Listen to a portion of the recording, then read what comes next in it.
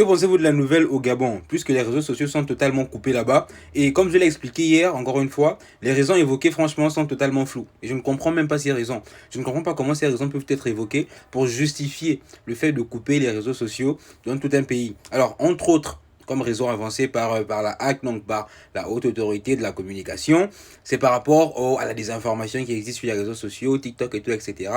Par voilà, des images générées par l'intelligence artificielle, enfin bref, des formations d'images réelles portant atteinte manifestement, enfin peu importe.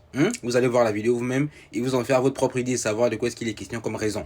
Mais j'ai envie de dire encore une fois, comme je l'ai expliqué hier, en fait on ne peut pas accepter une chose, décider qu'une chose on la prend en ne prenant que les côtés positifs. Aujourd'hui, c'est pas pour rien qu'en France, une loi est passée afin d'interdire les réseaux sociaux aux mineurs, aux enfants de moins de 15 ans. Pourquoi? Parce qu'effectivement, c'est un sujet, c'est une question d'actualité et qui doit effectivement susciter l'attention de tout le monde. Mais le fait de tout couper comme ça, c'est pas comme ça que la solution sera trouvée. Puisque si je comprends bien, à un moment donné, cette suspension va être levée et les réseaux sociaux seront de nouveau accessibles au Gabon. Et donc, c'est pas en faisant ça qu'on trouve des solutions. On fait comme dans d'autres pays, comme d'autres pays ont fait. On se rapproche de cette plateforme-là, soit pour réguler globalement la manière dont on veut que la chose se présente, mais c'est pas en interdisant comme ça qu'on trouvera une solution. Non, ça ne marchera jamais.